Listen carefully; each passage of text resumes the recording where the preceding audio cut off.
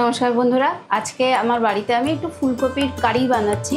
এইটা কিছুটা অনুষ্ঠান বাড়ির মতোই বলতে পারেন। আমি যেভাবে করছি আপনারা এইভাবে করে দেখুন, আশা করছি আপনারা অনুষ্ঠান বাড়ির সেই ফুলকপির তরকারি টেস্টটা পাবেন। তো চলুন কিভাবে আমি করছি ফুলকপির কারি দেখুন। এই ফুলকপির তরকারিটা করার জন্য আমি ফুলকপিকে টুকরো করে কেটে নিয়েছি, বড় ফুল করে একটা করে ফুল এইভাবে এই সাইজ করে কেটে নিয়েছি। আর এখানে আছে আলুটাকে এইভাবে টুকরো করে আমি নুন হলুদ মাখিয়ে রেখেছি। আর এছাড়া কিছু বাটা মশলা লাগছে, তার জন্য নিয়েছি আমি পেঁয়াজ বাটা, আছে টমেটো বাটা, এখানে আমি আমন্ড বাটা নিয়েছি, আপনারা চাইলে কাজু বাদামও দিতে পারেন, কাজু বাদাম বাটা বা আমন্ড বাটা। এবার গুঁড়ো মশলা কিছু আছে, তো তার মধ্যে আমি নিয়েছি হলুদ গুঁড়ো, লাল লঙ্কার গুঁড়ো, ঝালটা যার যার পরিমাণ মতন দেবেন, ধনের গুঁড়ো, জিরের গুঁড়ো, আর এখানে আছে আদা আর কাঁচা লঙ্কার পেস্ট, আর আছে নুন, আছে ফোড়নের জন্য কয়েকটা মশলা, এই যে এলাচ নিয়েছি আমি, লবঙ্গ, দারচিনি, আর আছে গরম মশলা।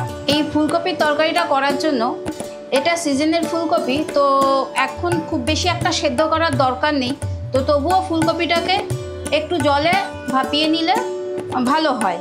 তো কেউ চাইলে ডাইরেক্ট এটা না ভাপিয়েও করতে পারেন, কিন্তু আমি এটা এইভাবে, আমি সিজনের ফুলকপি এইভাবেই আমি একটু ভাপিয়ে নিই, সেদ্ধ করি না, জাস্ট একটু ফেলবো। দেখুন জলটা ফুটছে, তাই একটু হলুদ দিয়ে দিলাম আর একটু লবণ দিয়ে দেবো, জাস্ট অল্প, সবই অল্প। এই যে দেখুন জলটা ফুটছে, আমি এর মধ্যে ফুলকপিগুলো ছেড়ে দেবো, কিন্তু আমি বেশি সেদ্ধ করব না।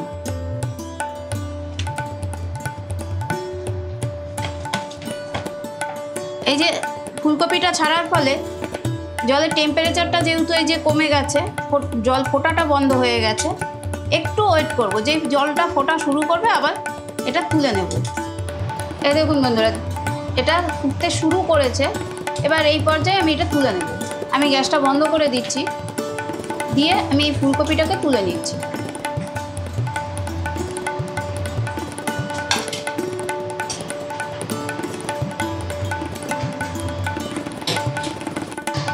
এই যে বন্ধুরা, আমার ফুলকপিটা ভাপানো হয়ে গেছে। এবার কড়াইতে তেল দিয়ে আমি তেলটা গরম হতে দিয়েছি। তেলটা গরম হয়ে গেলে আমি ফুলকপিটা একটু ভেজে নেব।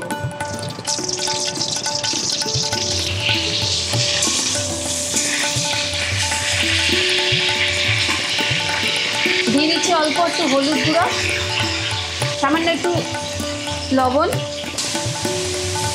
কপিটাকে আমি এবার ভালো করে একটু ভেজে নেব। এই যে বন্ধুরা, আমার ফুলকপিগুলো ভাজা হয়ে গেছে, আমি এবার কপিগুলোকে তুলে নিচ্ছি।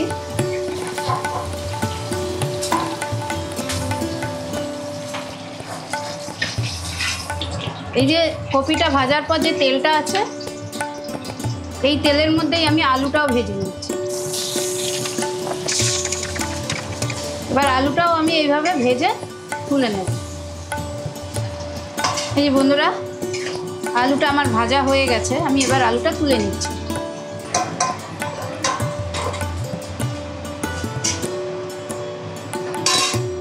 আমি আরেকটু তেল দিয়ে দিচ্ছি, এই তেলটার মধ্যেই আমি রান্না করব। এই যে বন্ধুরা, আমি এই গোটা যে গরম মশলাটা, এটা ফোড়ন দিচ্ছি, এলাচগুলো আমি জাস্ট মুখটা একটু ফাটিয়ে দিয়েছি, এটা দিয়ে দিলাম তেলে। এবার দিয়ে দিচ্ছি এই পেঁয়াজ বাটা,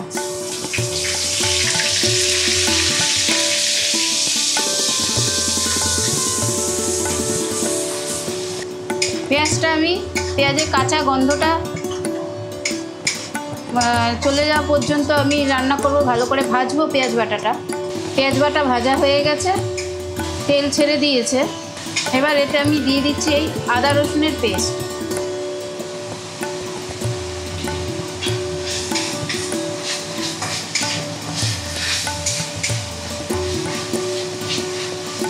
যে আদা রসুনের পেস্টটা দিয়েও আমার কষানো হয়ে গেছে। দিয়ে দিচ্ছি লবণ, দিয়ে দিলাম হলুদ,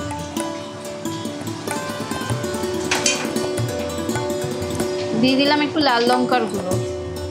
কেউ চাইলে এই লাল লঙ্কার গুঁড়ো যারা খান না, তারা এটাকে স্কিপ করে এখানে কাশ্মীরি লঙ্কার গুঁড়ো দিতে পারেন, আর কাঁচা লঙ্কার পরিমাণটা একটু বাড়িয়ে দেবেন। এবারে দিয়ে দিচ্ছি ধনে গুঁড়ো, জিরের গুঁড়ো, জাস্ট অল্প একটু জল দিয়ে মশলাটাকে একটু ভাজবো। এবার মশলা দিয়ে কষানো আমার হয়ে গেছে। এবার দিয়ে দিচ্ছি আমি এই টমেটো পেস্টটা।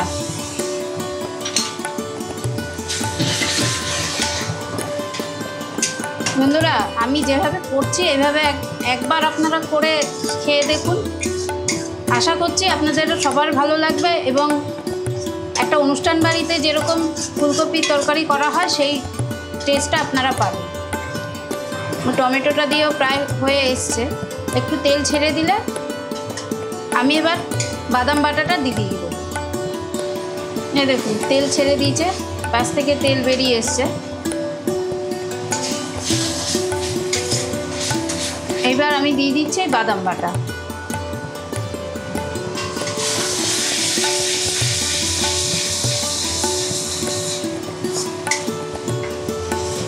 আমি মিক্সিতে যে বাদামটা বেটেছি এই বাটিটা ধুয়ে একটু জলটা দিয়ে দিলাম। বাটিতে বেশ কিছুটা বাদাম লেগেছিল, আমি এই জলটা দিয়ে দিলাম। এই যে বন্ধুরা আমার মশলাটা কষে এসছে, এই দেখুন একদম তেল ছেড়ে দিয়েছে। এবার আমি এই আলুটা দিয়ে দিচ্ছি। এই আলুটা দিয়ে আমি অল্প করে একটু জল দিয়ে দিচ্ছি। আলুটা দিয়ে একটু কষিয়ে নেব। এই দেখুন বন্ধুরা তেলটা ছেড়ে দিয়েছে। আলুটা দিয়ে আমি এই গ্রেভির মধ্যে ভালো করে কষানো হয়ে গেছে। যেহেতু বাদাম দেওয়া আছে তো তলায় ধরে যাওয়ার সম্ভাবনা থাকবে, তাই বারবার কিন্তু নাড়তে হবে। আমি এই যে আলুটা দিয়েছি দিয়ে আমি কিন্তু বেশ কয়েকবার নেড়ে নেড়ে দিয়েছি। এইবার এখানে আমি দিয়ে দিচ্ছি এই ফুলকপি। এই কপিটা দিয়ে আমি ভালো করে এটার সাথে মিশিয়ে নেব। হয়ে গেছে আমার মশলা দিয়ে কপিটা মিক্স করা হয়ে গেছে।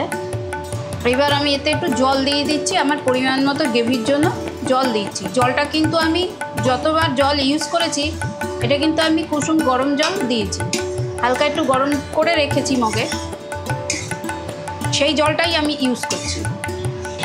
আলুটা ফুলকপিটা পুরো সবটাই গলবে এবং সেই অনুযায়ী আমি জলটা দেব যাতে গ্রেভিটাও থাকবে। এবার আমি এটা একটু ঢেকে রাখছি। এই যে বন্ধুরা আমি তো ঢেকে দিয়েছিলাম, আমি মাঝখানে দু একবার খুলে নেড়ে দিয়েছি।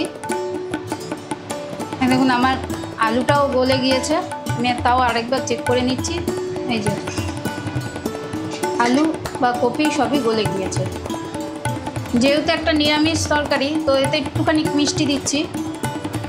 এই যে গ্রেভিটা আমার এরমই থাকবে, এটা ঠান্ডা হলে আর একটু গাঢ় হয়ে যাবে। তো আমার এবার এখানে দিয়ে দিচ্ছি একটু গরম মশলা,